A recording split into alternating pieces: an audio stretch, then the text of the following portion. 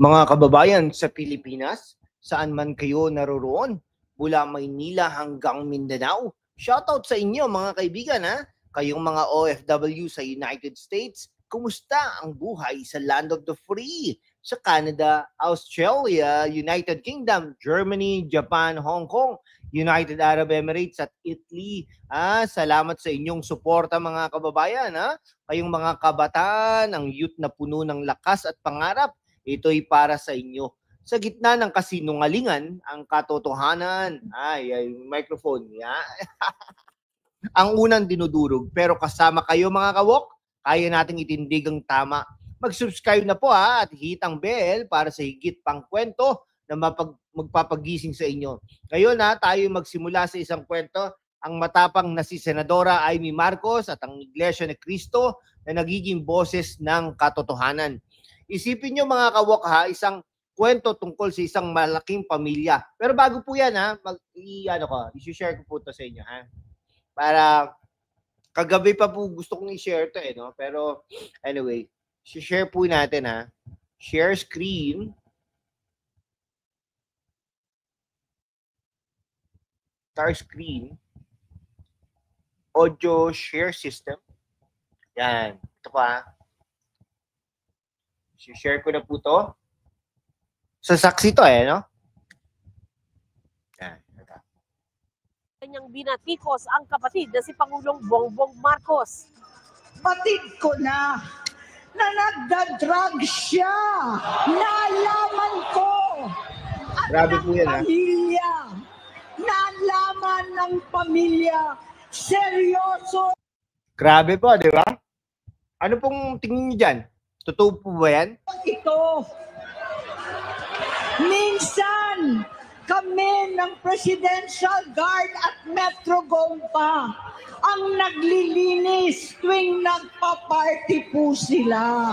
Namuhay kaming magkakapatid sa ibang bansa. Kami-kami lang.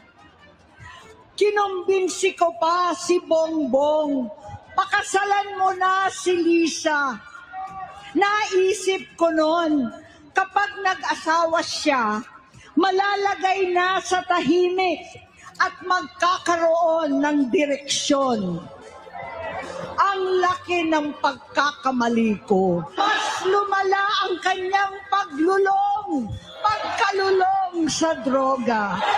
Grabe Parehas pala silang mag-asawa. Noong 2016, kasabay ng kampanya ni dating Pangulong Duterte laban sa droga, lumabas ang pangalan ni Bongbong sa listahan. Grabe, no? Nakasama siya sa listahan ng mga celebrities. Masinsinan kong kinausap si Pangulong Rodi. Halos manikluhod ako.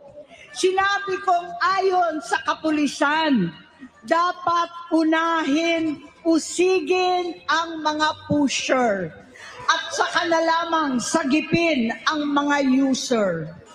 Naligtas si Bongbong. Si Palace Press Officer Undersecretary Claire Castro iginiit na wag na po nating yan si Auntie Claire. walang kwenta. Sorry. Sorry po sorry for the word Ayan. Pasensya na pa. Ayan. Okay Teka lang pa Okay, so sa anong po tingin nyo dyan, no? Ay, nako, grabe. Parang hari na kilala bilang Bongbong ay datang prinsipe na puno ng pangako, pero mula pa sa kanyang kabataan, ayon sa kanyang sariling ate na si Amy Marcos, ay nahulog na siya sa sumpa ng masamang potion. Yan ang droga. Mga kababayan, no?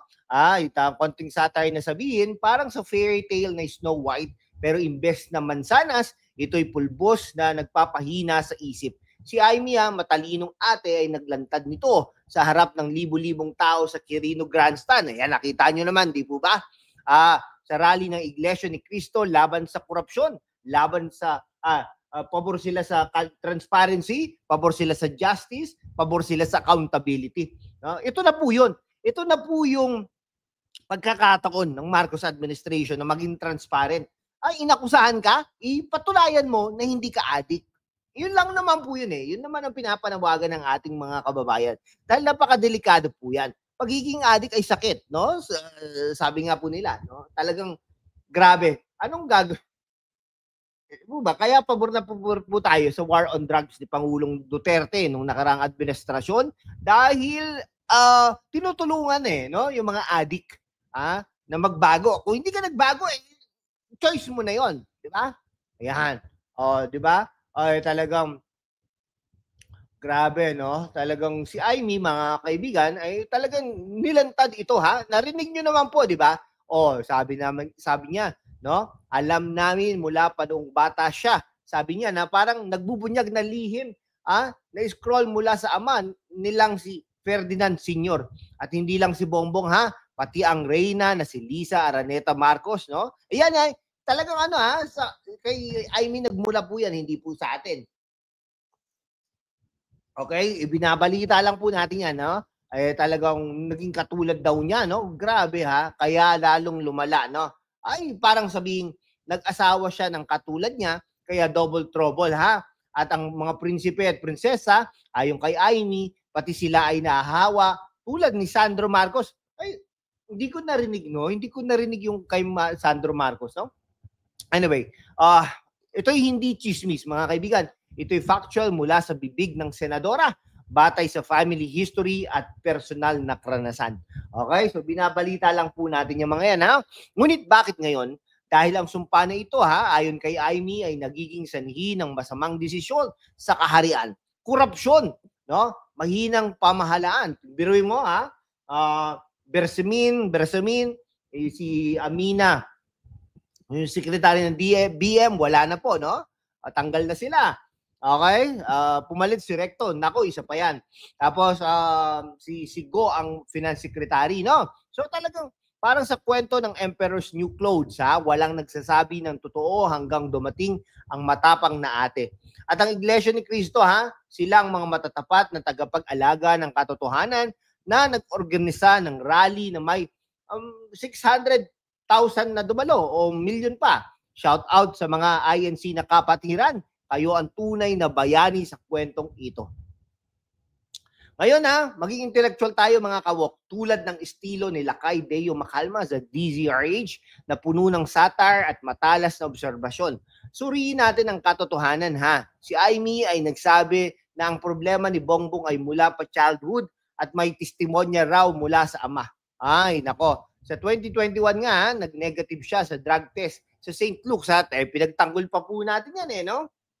Okay, pero tanong ni Aimee, bakit hindi niya ito pinahaba, no? Ay talagang parang drug test na one time, big time, no? Pero ang addiction ay lifetime, mga kaibigan.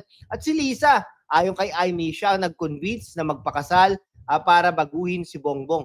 Pero may huge mistake, sabi niya, no? Sabi niya, parang kwento ng Beauty and the Beast, pero ang beast ay naging dalawa. Oy, nako, ito na po, kape muna tayo. At ang mga anak, si Sandro at iba pa, daw ay hinihikayat sa droga. Ito'y nakakagulat, no? Pero in depth, no? Ito'y nagpapakita ng family dynamics na apektado ng kapangyarihan. Post-2022 election, lumayo raw ang relasyon nila dahil sa alcohol at drugs sa family gatherings. Parang family reunion na naging high society. At ang link sa korupsyon, si Aimee ay nag-uugnay nito sa poor decision making. Droga ay nagpapahina sa judgment, kaya ang gobyerno ay parang lasing na driver. Okay, shout out sa mga OFW sa UAE at Hong Kong.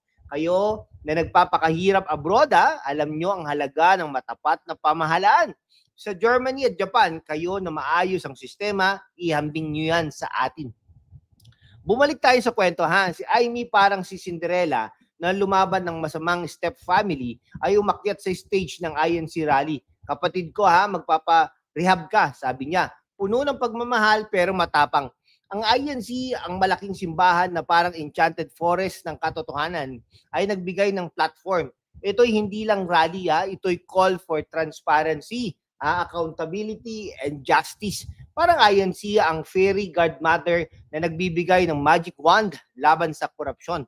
At ang crowd, 600,000 mahigit. mga kababayan, plus yung mga nanonood pa, no, na mga OFW, OFWs, mga nasa abroad, mga kabataan na nag-aaral na hindi makakapunta doon. No, ito'y nagpapakita ng lakas ng bayan. Para sa mga kabataan, isipin nyo mga bata, ito'y kwento ng katapangan. Si Jaime ay hindi natakot sa palasyo, no, kahit kapatid niya ang hari. At ayon siya, Iglesia ni Cristo, sila ay nagtataguyod ng moralidad laban sa droga at korupsyon. Anong lesson nito? Ang katotohanan ay parang ilaw sa dilim, kapag binuksan, lahat nakikita. Mag-subscribe na mga kawok para sa higit pang ganitong kwento. Sa US at Canada, kayo na may freedom of speech, suportahan nyo kami. Ngayon, ang palasyo ay nagsabi, desperate move, no? Wow, Ate Claire! Si Claire Castro ay nag-cite ng drug test. Pero may konting satire. Parang sabing negative ako sa test, kaya walang problema. Pero si Jaime ay may family insider knowledge mula childhood. In-depth tayo. Ang 2021 test ay parang cocaine, para sa cocaine lang. Pero ano ba? At bakit hindi siya nag-object noon? Dahil pamilya? Mga kaibigan, Pero ngayon, para sa bayan, kailangan magsalita. Okay. Parang sa DZRH, no? Blind items. May isang hari na Hines na sa kapangyarihan at iba pa. At ang motive ni Jaime, hindi desperation. It's love for country. Ang rally ay laban sa korupsyon, investigations na maaaring makaapekto sa Senate allies. Pero si Jaime ay nagsasabi ng totoo. Ng totoo para sa lahat, mga kaibigan. Shout out sa Australia at UK. Kayo na may strong anti-drug policies, intindihin ninyo ang issue na ito. Mga kawok, sa kwentong ito, ano ang aral? Ang droga sa mataas na posisyon ay nagiging panganib sa bayan. Parang hari na nagpa-party habang nasusunog ang kaharian.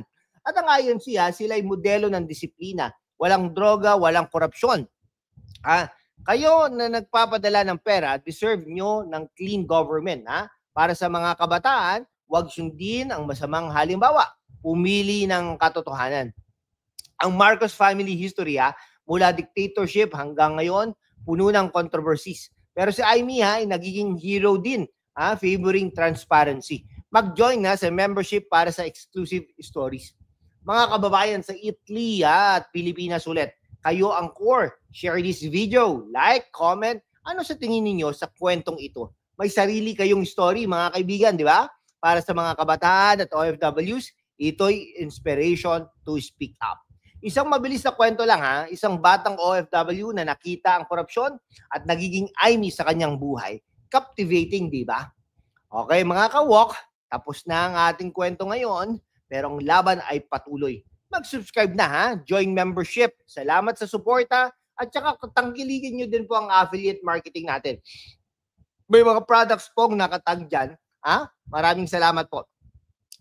#laban para sa katotohanan. Paalam at mabuhay ang Pilipinas.